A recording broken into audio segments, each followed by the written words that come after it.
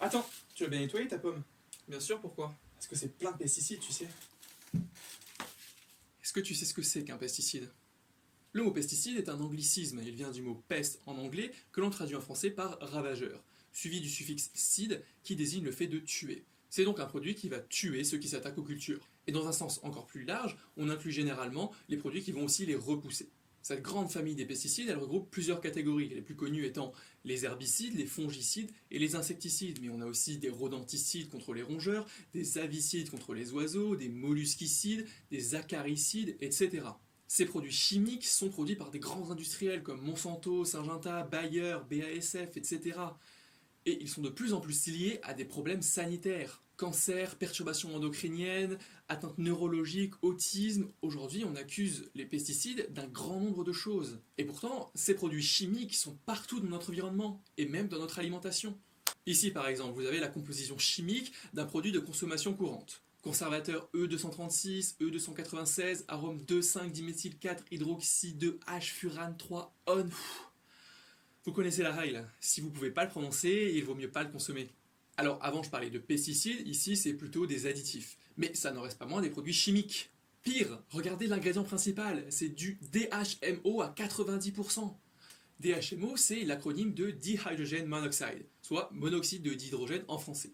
C'est un composé chimique utilisé par l'industrie en très grande quantité comme solvant et comme diluant. Il est omniprésent dans notre environnement, on le retrouve dans les rivières, dans les fleuves, les océans, les nappes phréatiques. Il est rejeté en masse par les centrales nucléaires et c'est le produit le plus utilisé par l'agriculture intensive. Et on en retrouve partout dans notre alimentation. Son ingestion en quantité trop importante peut entraîner des mictions excessives, des nausées, des vomissements et aussi un déséquilibre électrolytique qui peut aboutir au coma, voire la mort. Son inhalation, même en quantité très faible, entraîne la mort. Et selon l'OMS, c'est 372 000 personnes qui meurent de cette façon chaque année. La science est claire sur le DHMO. Toutes les personnes qui ont été exposées à ce produit sont condamnées à mourir. Alors aujourd'hui, il y a des pétitions en ligne qui ont récolté des milliers de signatures pour faire interdire ce produit très dangereux. Et si vous aussi vous pensez que ce composé devrait être interdit, je vous mets le lien dans la description pour que vous alliez signer la pétition vous aussi. Mais avant que vous alliez la signer, je veux d'abord faire une petite clarification. DHMO, je l'ai dit, ça veut dire monoxyde de dihydrogène. Monoxyde, ça veut dire un oxygène. Dihydrogène, ça veut dire deux hydrogènes. Le DHMO, on appelle ça vulgairement de l'eau. Et pourtant, tout ce que j'ai dit est correct. On en retrouve partout dans l'environnement. Dans les rivières, les fleuves, c'est normal puisqu'ils sont composés d'eau. Nos aliments aussi sont composés d'eau. En consommer trop, ça entraîne des mictions. Miction, c'est un terme un peu scientifique pour dire faire pipi. Et boire trop d'eau, c'est réellement dangereux. Ça va diluer votre sang et ça peut causer la mort. Mais pour ça, il faut en consommer plus de 8 litres. Et l'inhalation d'eau, ça s'appelle la noyade. Et quiconque a consommé de l'eau est voué à mourir, parce que tout être humain est voué à mourir. Le DHMO, l'eau, j'ai bien insisté sur le fait que c'est un produit chimique. Depuis le début, je parle de produits chimiques et j'insiste bien sur le mot chimique. La chimie, c'est l'étude de la matière. Alors, hormis le vide ou les ondes, tout est composé de matière. Par définition, tout est chimique. L'eau, l'air, vous, moi, l'oxygène qu'on respire, il est produit par une réaction chimique très complexe qui s'appelle la photosynthèse. Ah oui, le produit de consommation courante dont je vous ai présenté la composition chimique au début, c'est une fraise. Une fraise, tout ce qu'il y a de plus naturel, sans rien ajouter. Et les composés au nom imprononçable, c'est simplement la nomenclature en chimie qui fait qu'ils ont des noms compliqués. Mais ce sont des composés entièrement naturels. Alors peut-être que par chimique, vous entendez synthétique, c'est-à-dire quelque chose qui va être synthétisé par l'homme. Est-ce que vous connaissez le Taxol? Le Taxol, c'est une molécule qui est utilisée dans le traitement de certains cancers, et elle porte ce petit nom parce qu'elle est extraite de l'arbre Taxus baccata, qu'on appelle communément l'IF. Aujourd'hui, le Taxol, il n'est plus extrait, il est synthétisé. Voici à quoi ressemble une molécule de Taxol extraite et une molécule de Taxol synthétisée. C'est la même chose. Une molécule de Taxol, qu'elle soit extraite ou synthétisée, c'est une molécule de Taxol. Un autre exemple qui vous parlera peut-être un peu plus, c'est l'insuline. L'insuline, elle est aussi synthétisée. Alors elle n'est pas synthétisée chimiquement, elle est synthétisée biologiquement. Mais il y a bien eu une action de l'homme pour faire produire à des bactéries l'insuline. En haut, c'est ce qu'il fallait avant pour produire 500 grammes d'insuline, et en bas, c'est ce qu'il faut maintenant. Alors je ne sais pas si vous voyez bien, en haut, c'est 5 tonnes de pancréas de porc. Bon, en disant chimique, vous voulez peut-être pas dire synthétique, parce qu'avec la synthèse, on peut faire la même chose que la nature. Vous voulez peut-être dire artificiel, quelque chose qui est entièrement créé par l'homme et qui n'existe pas dans la nature. Et bien encore une fois, ça n'indique rien sur le danger lié à cette chose. On peut avoir des composés artificiels qui sont complètement sans danger, comme le silicone par exemple, qui est parfaitement inerte, comme on peut avoir des composés artificiels qui sont très dangereux, comme l'agent orange par exemple. Mais on peut aussi avoir des composés naturels qui sont parfaitement sans danger, et des produits naturels qui sont très dangereux. Parce que je vous ai dit au début que j'avais insisté sur le mot chimique, mais ce que je fais aussi, c'est que j'insiste bien sur le mot naturel. Fondamentalement, à moins de briser les lois de la physique et de la chimie, tout est naturel. L'inverse de naturel, c'est surnaturel. Aujourd'hui, il y a un dogme selon lequel tout ce qui est naturel serait forcément meilleur. Par exemple, l'actrice Gwyneth Paltrow, qui vend des remèdes naturels miracles sur son site Goop, a même annoncé « Nous sommes des humains, et le soleil, comment peut-il être mauvais ? Je ne pense pas que quelque chose de naturel puisse être mauvais pour vous. » Alors je rappelle que le soleil émet des rayons ultraviolets qui sont mutagènes et cancérigènes, très dangereux, et c'est pour ça qu'on met de la crème solaire. Et puis vous avez la belladone, la digitale pourpre, la grande ciguë, ce sont des plantes entièrement naturelles, mais je vous déconseille fortement d'en manger. Parce que contrairement à ce que vous pensez, le meilleur pour faire des pesticides, c'est pas l'homme, c'est la nature. À la fin des années 90, un groupe de chercheurs a calculé que les pesticides synthétiques que nous consommons dans notre alimentation représentent 0,01% de tous les pesticides que nous consommons, et les 99,99% restants, ce sont des pesticides entièrement naturels. Les plantes, elles n'ont pas vraiment envie de se faire bouffer, alors au fil de l'évolution, elles ont développé tout un tas de composés chimiques qui leur permettent de se défendre contre les herbivores. L'homme qui est mort en mangeant des courgettes dont j'ai parlé dans ma vidéo précédente est un très bon exemple. Les cucurbitacées produisent des cucurbitacines, des composés très toxiques qui donnent un goût amer aux fruits. Oui, parce que la courgette c'est un fruit. Et pour pouvoir consommer des courgettes, l'homme les a sélectionnées pour diminuer leur teneur en cucurbitacines. Malheureusement, dans ce cas, une mutation a réactivé leur production. Et les composés de défense des plantes, vous en connaissez certains. On a le limonène dans la peau des agrumes par exemple, on a la caféine du café, la théobromine du chocolat, la caspsaïcine qui donne le goût piquant des piments, on a la nicotine du tabac, etc. Tous ces composés sont des pesticides, puisqu'ils ont été développés par les plantes pour se défendre contre les organismes qui leur nuisent. Insectes, oiseaux, mammifères, etc. Et la nicotine par exemple. L'homme a très bien compris que c'est un insecticide. C'est pour ça qu'il l'a utilisé pendant très longtemps comme insecticide en agriculture, jusqu'à ce que récemment on se rende compte qu'il avait des effets toxiques sur la santé. Le café, lui, il contient un millier de substances chimiques. Parmi celles-ci, seulement 30 avaient fait l'objet d'études toxicologiques en 99, quand l'étude dont j'ai parlé a été publiée.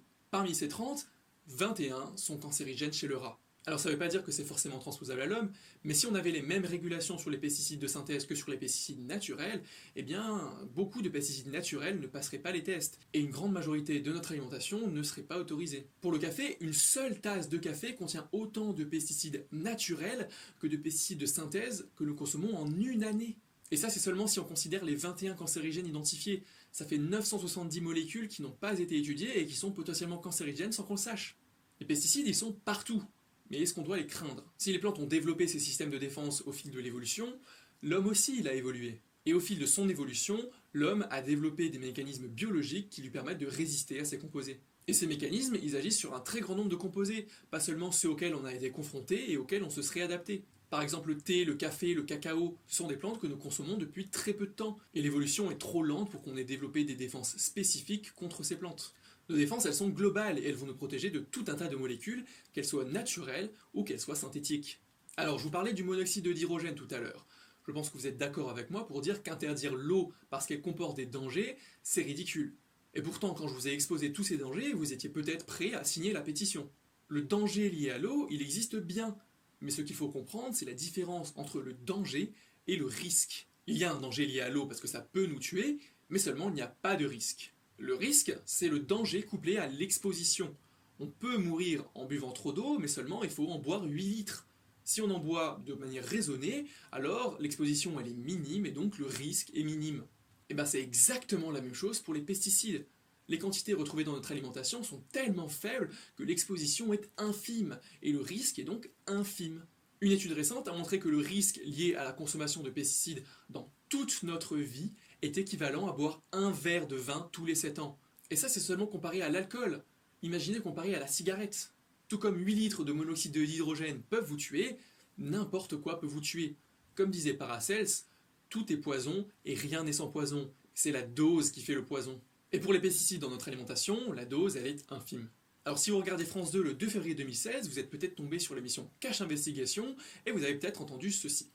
Allez, fini de jouer. Cache vous révèle comment certains produits chimiques mettent en danger nos enfants.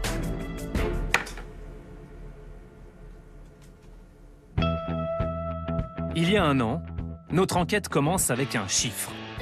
97. D'après l'EFSA, l'Autorité européenne de sécurité des aliments, 97% des denrées alimentaires contiennent des résidus de pesticides. 97% des denrées alimentaires contiennent des résidus de pesticides, c'est terrifiant. Quand on demande à Martin Boudot, le journaliste de l'émission, à quoi correspondent les 3% restants, il répond qu'il s'agit probablement des produits bio ou des produits sans pesticides. On aurait donc seulement 3% des aliments qu'on consomme qui seraient sans risque. Non, la vérité, elle est dans l'extrait que je viens de vous passer. Et je vais vous le repasser pour qu'on voit. 97% des denrées alimentaires contiennent des résidus de pesticides. Bah alors Cache Investigation, on lit pas les phrases en entier ? Ce que l'EFSA a annoncé dans son rapport, c'est que 97% des denrées alimentaires contiennent des résidus de pesticides dans les limites légales.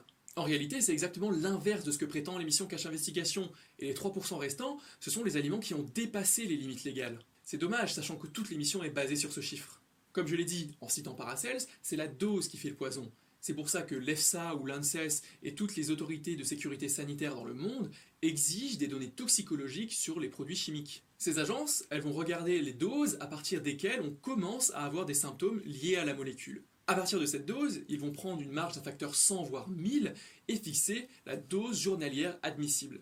C'est-à-dire la dose que vous ne devez pas dépasser dans votre alimentation chaque jour. Et à partir de cette dose journalière admissible, ils fixent les limites maximum de résidus, qui sont les limites que ne doivent pas dépasser les résidus de pesticides dans les aliments. S'ils les dépassent, comme les 3% dont parle l'EFSA dans le rapport, c'est assez problématique, et les produits sont retirés du marché. Mais même s'ils dépassent un peu ces limites, c'est pas si grave, parce que comme je l'ai dit, les agences de sécurité sanitaire, ils prennent des marges énormes. Lorsqu'on vous annonce qu'on retrouve un pesticide dans un aliment, faites bien attention. Généralement, on vous dit qu'ils sont retrouvés sous forme de traces. Traces, ça veut dire que les quantités sont tellement infimes qu'on ne peut pas les quantifier précisément. Parce qu'aujourd'hui, on a des outils de détection tellement puissants qu'on pourrait détecter une molécule dans l'océan Atlantique. Et à cause de la puissance de ces outils, on peut détecter n'importe quoi. Pourtant, les quantités détectées sont dérisoires et ne posent aucun risque pour la santé. Aujourd'hui, les organisations comme l'EPA aux États-Unis, l'EFSA en Europe, l'ANSES en France font en sorte que notre alimentation soit de plus en plus sûre. Pour être autorisé, tout produit doit être soumis à une évaluation. Les agences exigent des études sur l'efficacité des produits, mais aussi sur leur toxicité. Aujourd'hui, la plupart des pesticides les plus toxiques ont été interdits, et les quantités utilisées ont aussi grandement diminué.